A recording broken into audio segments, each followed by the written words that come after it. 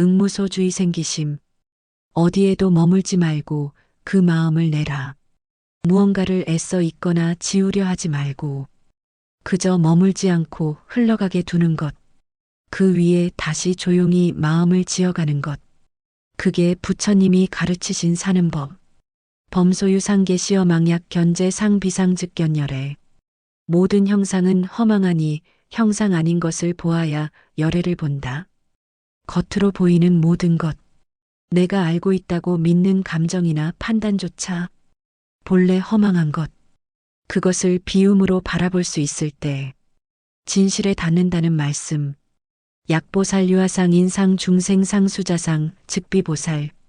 보살이 자아와 타자와 중생과 생명의 상에 머문다면 진짜 보살이 아니다. 내가 옳다는 생각, 나는 틀리다는 생각, 나는 할 수 없다는 열등감, 그 어떤 나도 집착할 대상이 아니라는 것. 수보리, 그는 부처님의 제자였습니다. 수많은 제자들 중에서도 가장 깊이 공을 이해한 자, 가장 조용히, 가장 겸손하게, 가장 집착 없이 살고자 했던 자. 그는 세상의 진리를 말로 설명하기보단 그저 가만히 듣고 천천히 체득했습니다. 마음이란 얼마나 쉽게 흔들리는지, 사랑이란 얼마나 놓기 어려운지, 스스로에 대한 생각이란 얼마나 허망한지를 그는 너무도 잘 알았습니다. 그 수보리가 부처님께 질문을 드렸습니다. 세존이시여, 저는 요즘 자꾸만 뒤를 돌아보게 됩니다. 한밤중처럼 조용한 그 순간 수보리는 입을 열었습니다. 떠나간 사람, 흐려진 인연, 남아있는 후회와 미련이 자꾸 마음에 걸려옵니다. 머릿속에선 놓아야 한다는 걸 아는데 가슴에선 계속 그 자리에 머물고 싶어집니다. 세존이시여, 이것은 올바른 수행자의 마음이 아닐 것입니다. 저는 어떻게 해야 합니까? 부처님께서는 잠시 눈을 감고 계시다가 그윽한 음성으로 말씀하셨습니다. 수보리여, 그 마음도 지나가게 두어라. 그 어떤 마음도 붙잡으려 하지 말고 그 자리에 머물지 말라. 세존이시여, 그러면 저처럼 아직 흔들리는 이도 마음을 낼 수 있습니까? 어디에도 머물지 못하는 이도 보살행을 시작할 수 있습니까? 그때 부처님께서 말씀하셨습니다. 수보리여, 응무소주 이생기심, 마음이 머물지 않음으로써 그 마음을 내어야 한다. 수보리는 그 말을 듣고 오랫동안 아무 말이 없었습니다. 고개를 숙인 채 그 말이 가슴속에 닿기를 천천히 기다렸습니다. 지금 당신 마음도 그 자리에 머물러 있나요? 지나간 사람을, 지워지지 않는 말들을, 붙잡고 있는 자신을 책망하고 있진 않나요?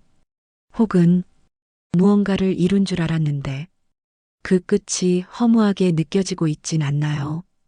부처님과 수보리의 대화는 바로 그런 마음을 품은 이들을 위한 이야기입니다. 이제부터 우리는 수보리의 자리에 앉습니다.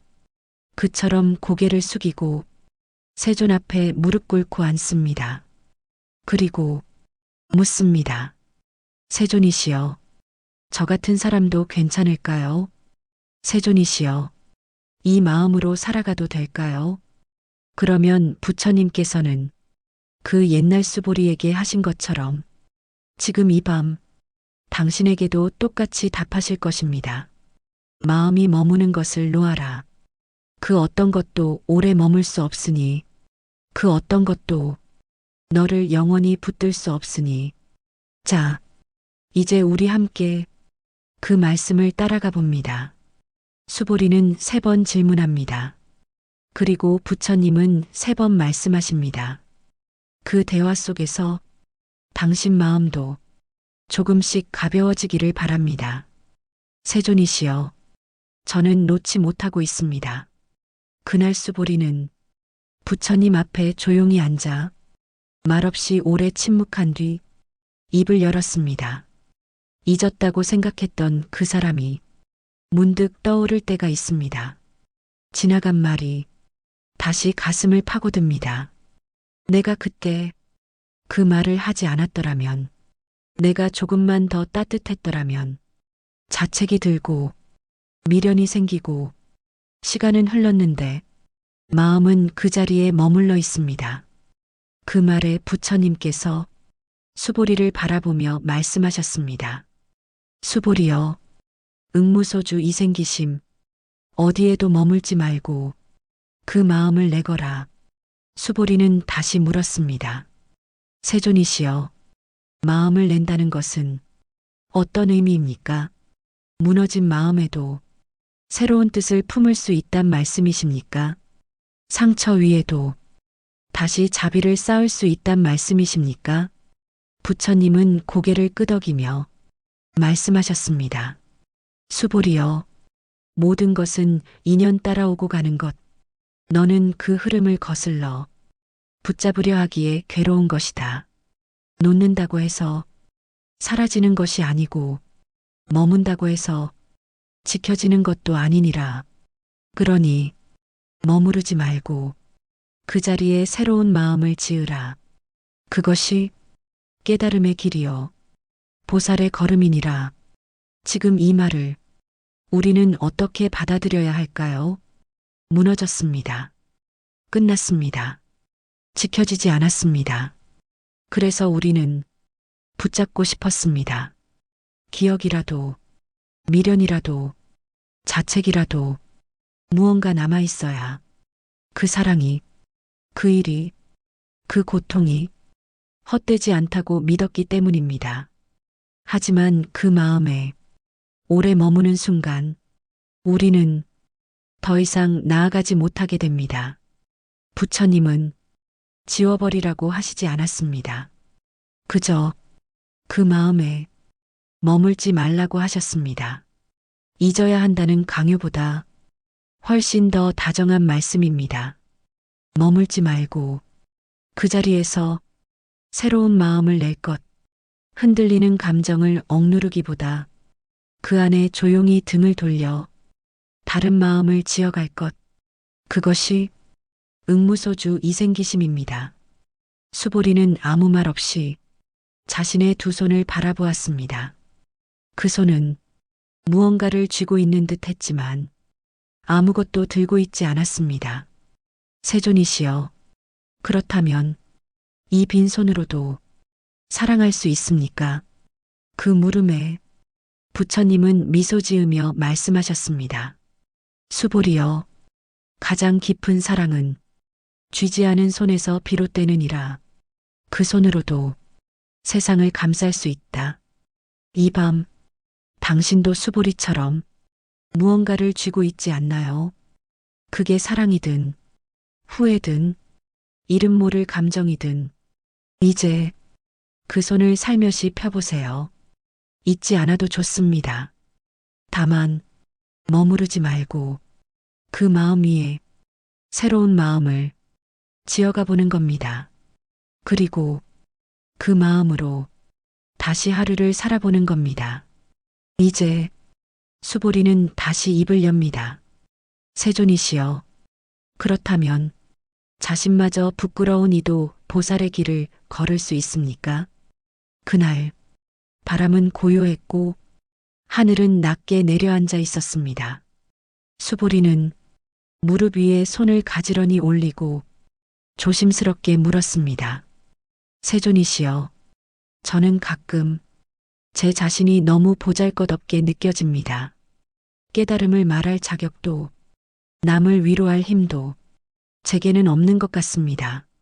지혜로운 이들의 말 앞에선 스스로가 너무 부족하게 느껴지고 자비를 행하고자 할 때면 제 안의 이기심에 먼저 걸려 넘어집니다.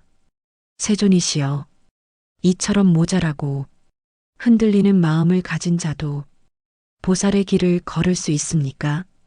부처님께서는 잠시 수보리를 바라보다 조용히 말씀하셨습니다.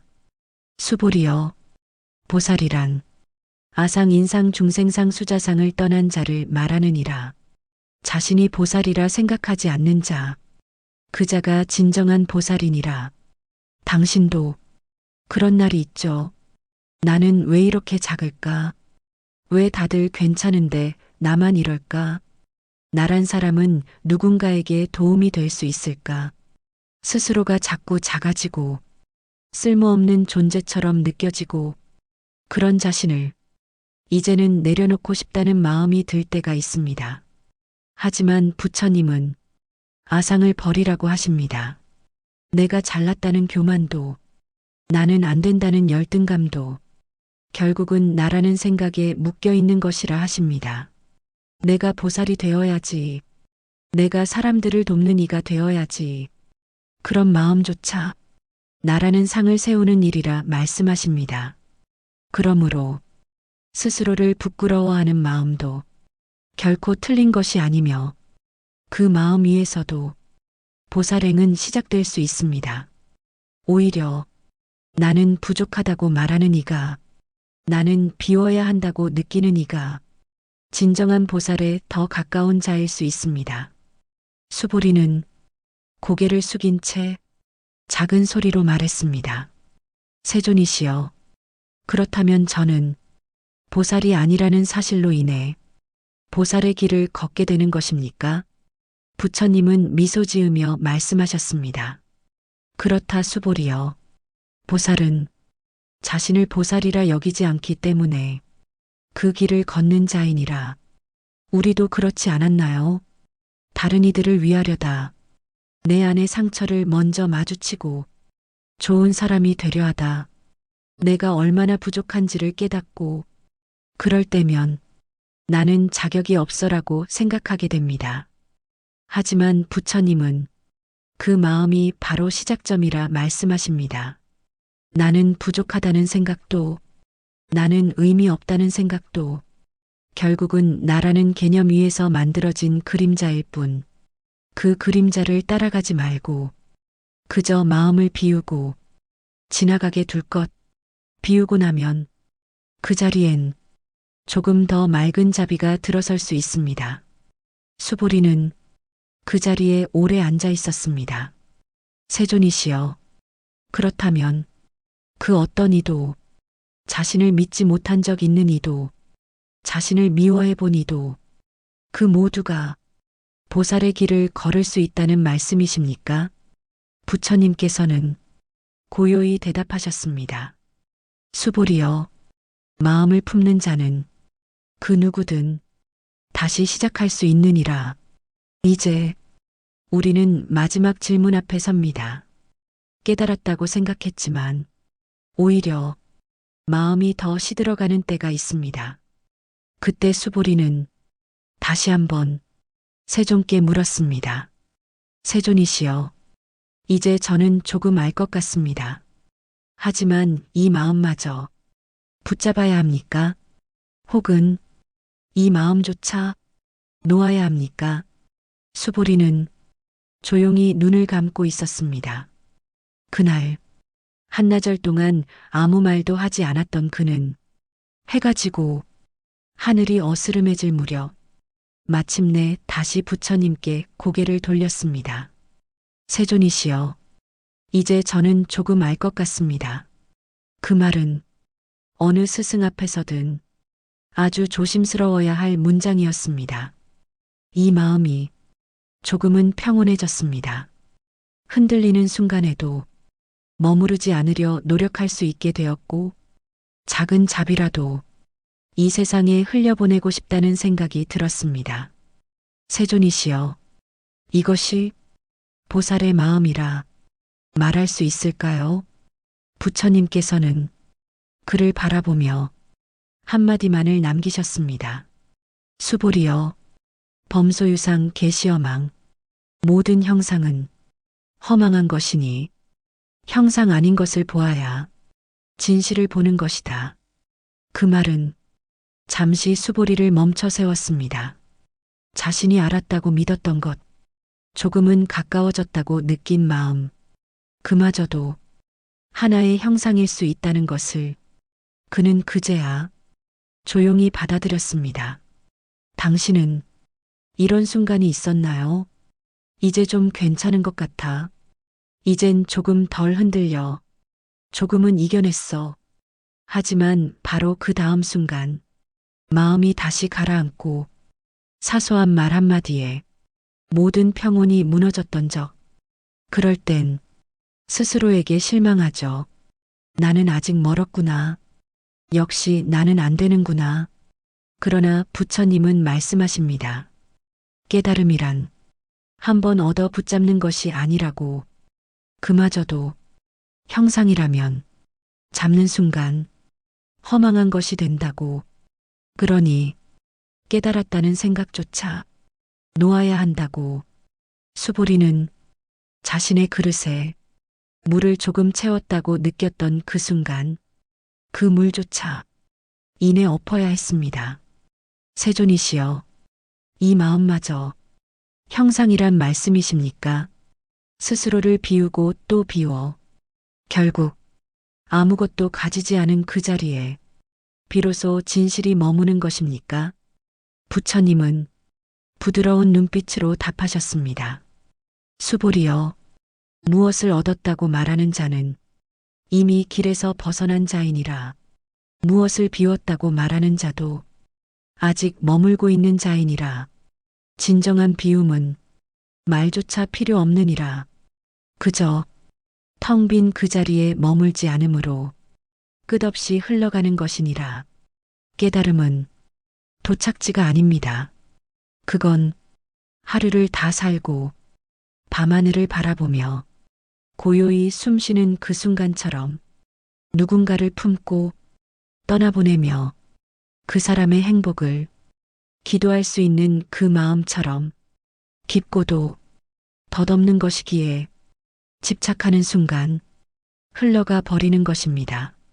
그러니 마음을 얻었다고 믿을 때 다시 돌아보고 이제는 됐다고 생각하는 순간 한 걸음 물러서야 합니다. 그것이 부처님이 말씀하신 형상 아닌 것, 허망 아닌 것, 진실한 자리입니다. 수보리는 마지막으로 작은 소리로 말했습니다. 세존이시여, 그러면 저는 다시 모른다고 말해야겠군요. 부처님은 조용히 웃으시며 말씀하셨습니다. 수보리여, 그 미소 속에 진리가 있느니라. 이제 3번의 질문이 끝났습니다. 수보리는 더 이상 묻지 않았습니다.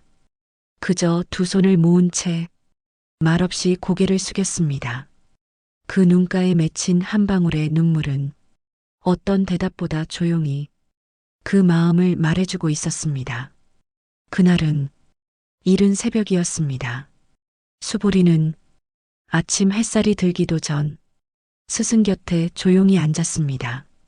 세존이시여, 저는 이제 무언가를 깨달았다는 생각조차 놓아야 한다는 것을 조금은 알 것 같습니다.